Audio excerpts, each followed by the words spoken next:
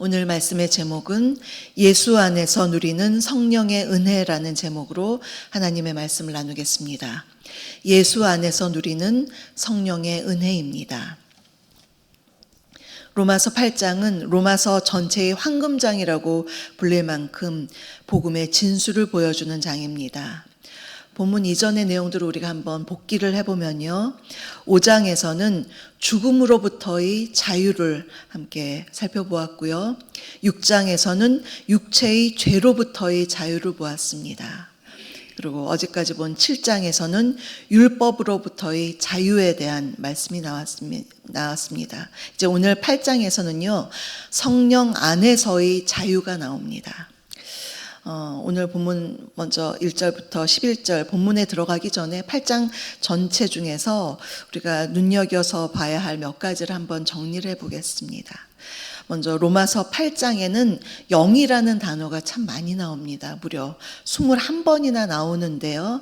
그 영이라는 단어가 단 2번을 제외하고는 모두 성령을 가리키고 있습니다. 성령, 영 또는 하나님의 영, 그리스도의 영으로 표현됩니다.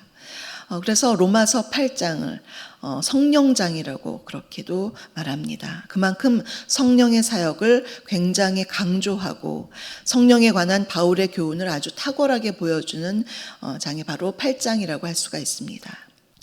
그런데 이 8장에 나타난 성령의 사역의 특징이 있는데요. 그것은 예수 그리스도와 굉장히 밀접하게 연결되어 있는 성령님을 가리키고 있습니다. 어떤 성령의 신비주의적인 면보다는 이러한 성령론이 기독론, 즉 그리스도와 굉장히 밀접하게 연결됨으로써 성령의 사역과 예수님의 사역이 굉장히 연결되어서 강조되어 있습니다. 그리스도 예수 안에서의 성령의 사역을 보여주는 것입니다. 또 한 가지 로마서 8장의 특징 중에서는 1절을 보시면 결코 정죄함이 없다로 시작해서 39절 맨 마지막 절에서 하나님의 사랑에서 끊을 수 없으리라. 그래서 없다로 시작해서 없다로 끝나는데요. 이것이 무엇을 의미하는가? 바로 우리 구원의 확실성을 보여주기 위해서 강조하는 것입니다. 그리스도 예수 안에 있는 자에게는 결코 죄에 대한 정죄함이 없다라고 1절에서 말씀을 하고요. 맨 마지막 절에서 그 어떠한 피조물도 우리를 향하신 하나님의 사랑에서 끊을 수 없다. 그러니 우리의 구원이 얼마나 확실한 것인지, 하나님의 사랑이 얼마나 우리에게 크게 나타난 것인지, 이 구원의 확실성, 그 참된 그 은혜, 그것을 우리에게 강조해서 보여주고 있습니다. 이러한 로마서 8장 우리가 머리에 잠깐 넣어보면서 오늘의 본문으로 돌아가서 본문 1절부터 11절을 통해서 우리에게 주시는 메시지 3가지를 함께 살펴보겠습니다. 첫째로, 생명의 성령의 법은 우리를 죄에서 자유하게 합니다. 생명의 성령의 법은 우리를 죄에서 자유하게 합니다. 우리는 지난 시간에 로마서 7장을 통해서 율법 아래에 있는 아담 이후의 모든 인류의 절망적인 상태를 우리가 알아보았습니다. 율법은 우리에게 죄를 깨닫게 해주는 역할은 하지만 결코 죄에서 자유하게 하지는 못합니다. 이것이 율법의 맹점입니다. 그래서 7장 24절에서 이렇게 탄식했습니다. 오호라, 나는 곤고한 사람이로다. 이 사망의 몸에서 누가 나를 건져내랴. 이렇게 탄식할 수밖에 없는 인간 실존이 있었습니다. 그런데 그리스도 예수 안에서 구원의 길이 열렸습니다. 희망이 생긴 것이죠. 그것은 오늘 본문 8장 1절부터 2절에서 제가 읽겠습니다. 그러므로 이제 그리스도 예수 안에 있는 자에게는 결코 정죄함이 없나니 이는 그리스도 예수 안에 있는 생명의 성령의 법이 죄와 사망의 법에서 너를 해방하였음이라. 인간이 죄를 지으면 언젠가 하나님의 심판대 앞에 가서 사탄의 참소를 들을 수밖에 없는 그런 상황입니다. 사탄은 참소하는 자죠. 이 사람 세상에서 살 때 이 죄 지었고 저 죄 지었고 죄를 낱낱이 우리에게 열거하면서 하나님께 우리의 죄를 일러 바치는 자가 바로 사탄이죠. 그러나 이제 그리스도 예수 안에서는 변화가 일어났습니다. 결코 정죄함이 없다라고 했습니다. 이것은 율법이 절대로 할 수 없는 일이었습니다. 율법은 우리를 죄에서 결코 자유하게 할 수가 없죠. 그러나 율법이 연약해서 할 수 없는 것을 하나님께서 예수 그리스도를 이 땅에 보내주셔서 그분을 믿을 때 그리스도의 영이신 성령께서 우리 안에 계시면 우리가 율법 아래에 있지 않고 생명의 성령의 법 아래에 우리가 살아가는 것입니다. 다른 질서 속에 우리가 살아가는 것이죠. 그래서 생명의 성령의 법으로 인해서 우리가 정죄함을 받지 않고 죄에서 자유함을 얻는다. 이것이 바로 성령께서 주시는 은혜입니다. 새로운 질서 속에 새로운 자유함을 얻게 된 것입니다. 너무나 놀랍고 이것이야말로 복음의 능력이며 하나님의 크신 은혜입니다. 만일 예수님이 없다면 인간이 구원을 받으려면 어떻게 해야 할까요? 어제 담임 목사님께서 설교하신 대로 613개의 그 율법을 다 지키든지 아니면 하나님께서 우리의 죄악을 정죄하는 이 율법을 하나님께서 없애주시면 우리가 구원을 받을 수 있을까요? 그런데 둘 다 불가능합니다. 우리가 그 많은 율법을 다 지킬 수도 없을 뿐만 아니라 하나님께서 이 율법을 없애지 않으시죠. 오히려 거룩한 율법 그것을 없애지 않으시고 예수님이 이렇게 말씀하셨습니다. 천지가 없어지기 전에는 율법의 1.1획이라도 반드시 없어지지 아니하고 다 이루리라. 그래서 하나님은 인간을 구원하시기 위해서 죄 없으신 예수님을 이 땅에 보내주셨습니다. 주님은 인간의 몸을 입으시고 우리 인류의 모든 죄를 다 뒤집어 쓰셨죠. 그래서 우리를 위해서 죽으셨습니다. 그리고 율법을 완성해 주셨습니다. 그래서 오늘 요절 2절에서처럼 우리가 그리스도 안에 있을 때 생명의 성령의 법이 죄와 사망의 법, 이 율법이죠. 죄와 사망의 법에서 죽을 수밖에 없는 그 법에서 우리를 해방시켜 주셨다, 자유하게 하셨다라는 정말 귀한 말씀입니다. 사랑하는 성도 여러분, 우리 삶의 크고 작은 어려움들을 우리가 삶 속에서 맞닥뜨리면서 살아갑니다. 각기 종류의 다른 그런 근심은 우리가 다 갖고 삽니다. 그런데 그럼에도 불구하고 우리가 은혜로 살아갈 수 있는 것은 가장 큰 근심, 가장 큰 짐, 그것은 바로 죄의 짐입니다. 그것을 주님께서 해결해 주셨다. 십자가에서 해결해 주셨다. 우리를 구원의 길로 인도해 주셨다.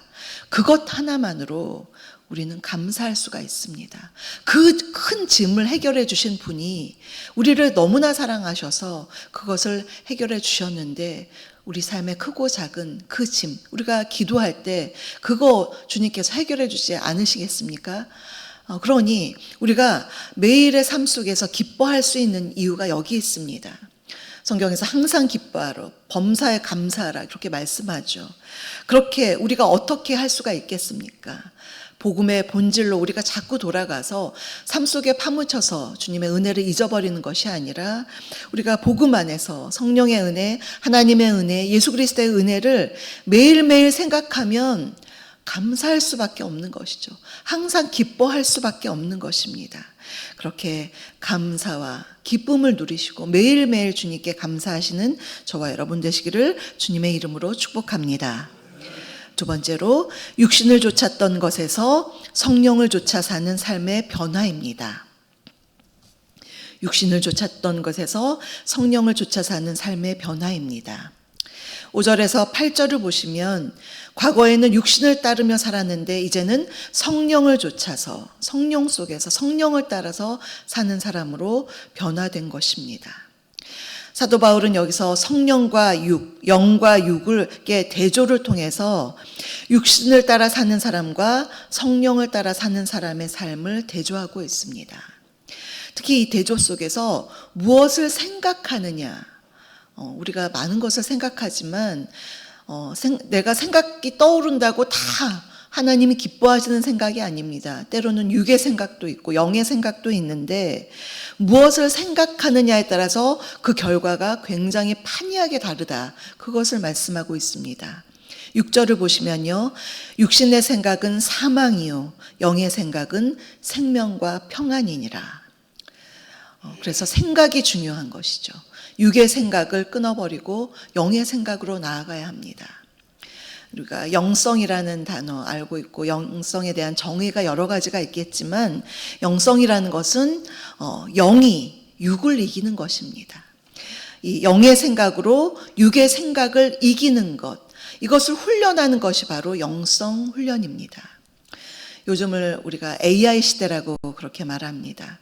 우리의 지적인 필요는요, AI가 비서가 돼서 뭐만 이렇게 좀 챗GPT에 들어가서 검색을 해서 물어보면 다 말해줍니다. 우리의 지적 필요는 AI가 비서가 돼서 다 해주는 그러한 시대입니다. 그런데 이러한 시대일수록 중요한 것은 바로 영성입니다. 영의 세계입니다. 우리가 우리의 영성을 잘 훈련을 해서 영의 생각으로 육의 생각을 이기고 영의 감정으로 육의 감정을 대체하고 영의 의지로서 육의 의지, 내 맘대로 하려는 이 의지를 누르는 것, 그것을 이겨나가는 것, 이것이 바로 영성 훈련입니다. 그래서 나의 영이 나의 정신과 몸을 잘 제어해서 나의 영혼이 하나님 앞에 잘 순종함으로 나아갈 수 있게끔 매일매일 노력하는 것, 그것이 바로 하나님을 기쁘시게 한다, 이렇게 말씀하고 있습니다. 이제 세 번째로 성령 안에서 누리는 새 생명과 부활의 소망입니다. 성령 안에서 누리는 새 생명과 부활의 소망입니다. 얼마 안 됐는데요. 지난주에 저의 친구로부터 너무나 슬픈 소식을 들었습니다. 외아들을 갖고 있는 그 친구가, 외아들이 갑자기 22살인데요. 갑자기 죽었습니다. 부산에 놀러 갔는데 불의의 사고를 당해서 죽었다는 소식을 듣고 저희 친구도 너무나 망연자실했고 참 놀라고 황망한 마음이었습니다. 그 일을 당한 친구의 놀람, 슬픔, 안타까움, 어떻게 우리가 다 말로 위로가 안 되더라고요. 위로를 어떻게 표현할 수 있겠습니까? 그런데 그 슬픔 가운데서도 그래도 그 친구가 기운을 좀 차릴 수 있었던 그것은 바로 부활에 대한 소망을 그 친구가 믿었기 때문이었습니다. 너무나 사랑하는 아들을 잃어서 참 슬프지만 내가 앞으로 어떻게 살아갈까 그렇게 말할 때 참 마음이 미어지더라고요.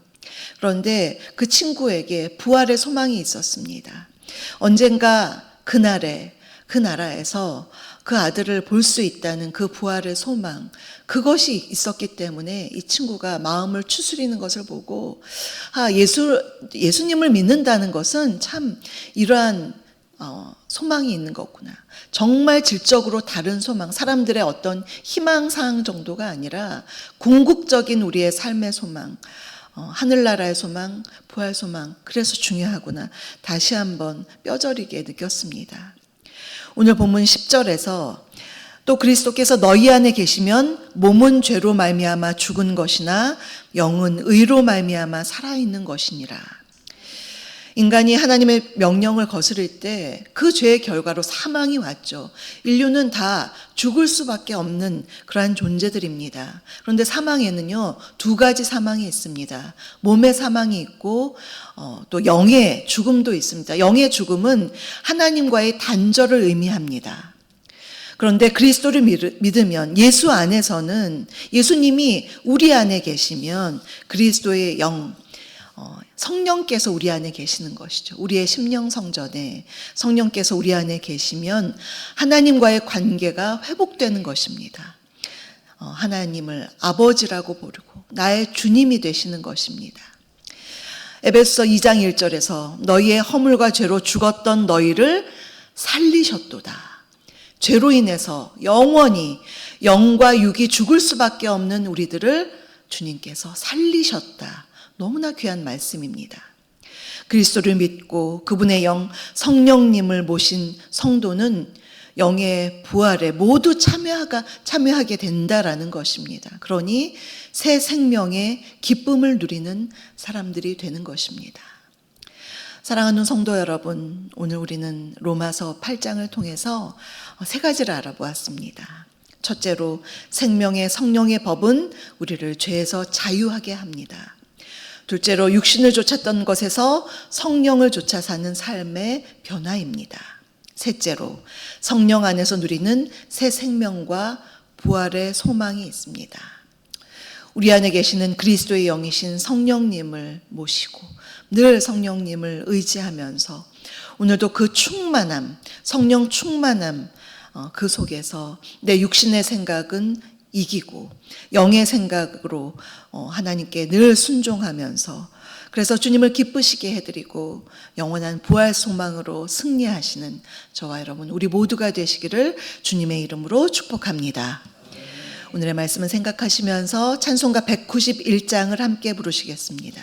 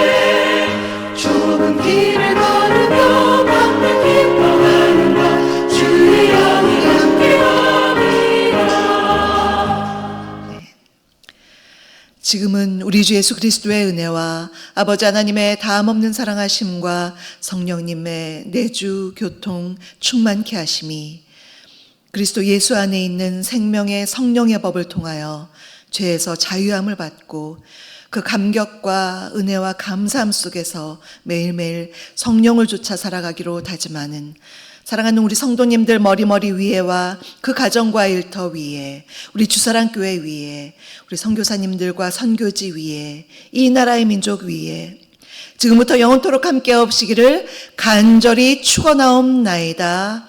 아멘.